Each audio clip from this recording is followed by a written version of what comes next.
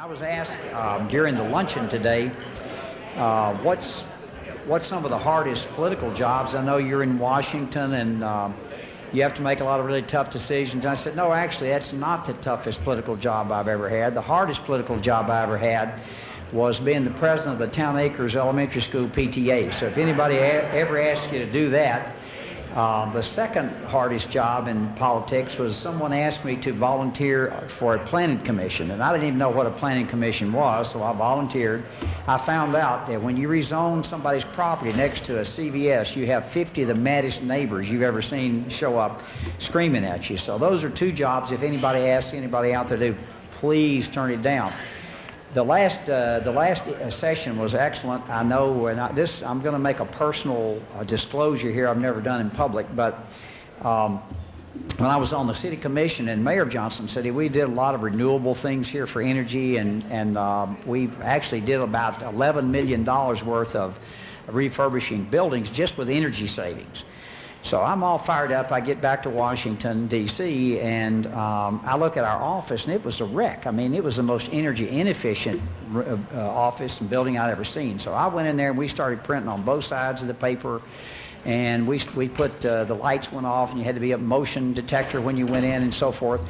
And I won the green office of the Congress. The only problem was it was presented to me by Nancy Pelosi, and I couldn't show it to anybody here in the district. So now you know, but I have a little plaque. It still isn't hanging up in my office because it would probably cost me 15 percentage points if anybody knew that. The last session was excellent. Thank you all for attending the summit today, and it gave us really an great overall view of the missions of both Oak Ridge and Huntsville. What incredible places they are, and what incredible people that they basically attract into our area and our region. For that, I'm really grateful. In this session, we're going to focus on the theme of this year's summit, which is education drives the TVC economy, and it absolutely does. But first, I'd like to introduce our entrepreneur, five-minute pitch like the last session. Russ Hubbard is the founder and president of Pervivo Labs, which is located in Kingsport. PLV is a service, disabled, veteran-owned small business dedicated to solving medical issues at the point of occurrence and during evacuations. I want to thank Russ for his service. First of all, I'm a veteran, and I serve on the Veterans Affairs Committee in Washington, D.C. And Russ, thank you for your service. Please step forward and tell us more about your company.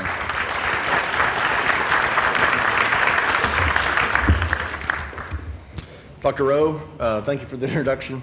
Good afternoon. It is a pleasure to be here today. I formed Pervivo Labs in 2013, having served in the United States Army Special Operations Command, Airborne. The experiences and knowledge gained working in such a unique organization opened the door for the founding of our company and the manner to which we tackle complex problems with unique and simple solutions. I, my leadership team, and employees dedicate this new mission to our fellow warriors still in the mix and to our sisters and brothers on the front lines domestically as America's first responders. We take the obligation to our mission with clarity and focus.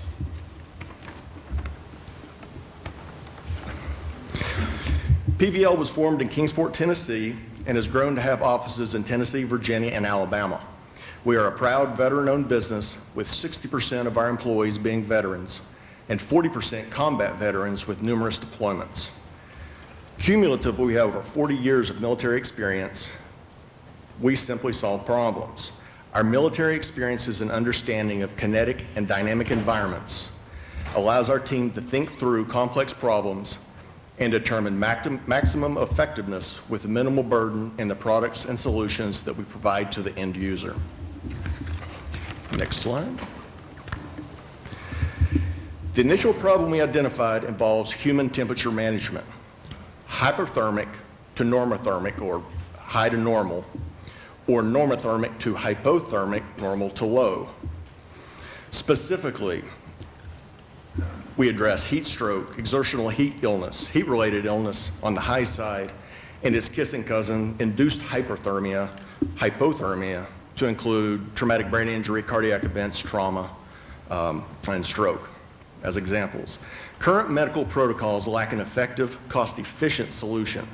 These conditions, when addressed at the point of occurrence, or injury greatly increase the probability of positive outcomes for the patient. Our experience and research led us to identify a fundamental flaw with current treatment protocols: delayed cooling of the victim.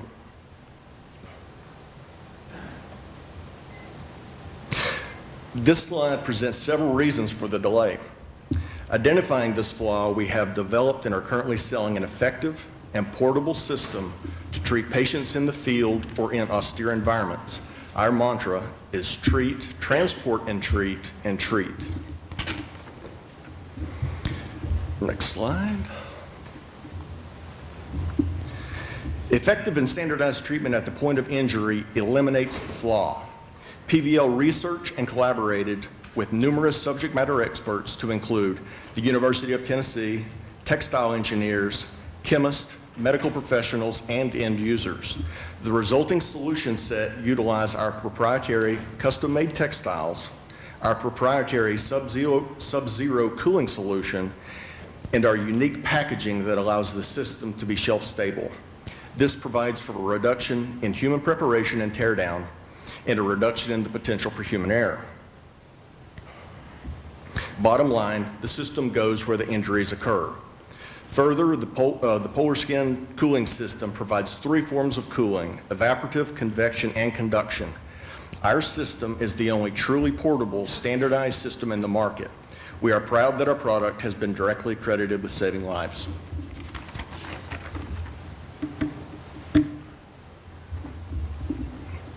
Being a small startup, everything, and I mean everything, is new and difficult. We face formidable challenges: access to decision makers. We find that end users understand. Decision makers often don't or won't recognize the need. Navigating through red tape and regulation presents a challenge to a small business with a product that is needed across numerous different market types and their related procurement processes. Though the challenges we face are very petty when considering the opportunities and impact Pervivo Labs and our products offer. We are opening and standardizing markets that did not exist before in a formal capacity. Studies show that studies show that heat injuries presented to emergency departments result in an 81.6% admission rate to the hospital with an average stay of 3.2 days. In 2005, that equated to 6,200 admissions at an estimated cost of around $40 million. Those are 2005 figures. Wonder what the cost would be today. That covers just the cost of the hospital stay. The real-world cost must be breathtaking. As we continue to educate users and grow our business, PVL has the potential to dramatically reduce healthcare costs while preventing deaths or catastrophic medical complications. Research has demonstrated that a victim cooled immediately rather than during transportation or in the ED have the greatest outcomes. I thank you for your time today, and I wish everyone a great conference.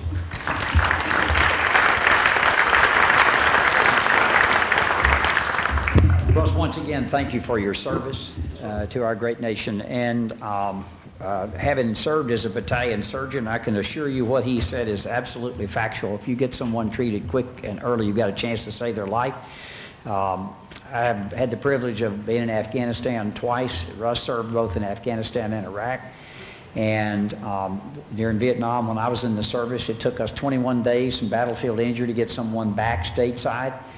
Today, and I've followed those injuries from battlefield all the way to Walter Reed Hospital, that can happen from the battlefield in as little as 72 hours or less, from the battlefield halfway around the world. And what's amazing is now, just innovations like his and others, is that if you're injured on the battlefield and you don't die immediately, you have a 95% chance of surviving your injury.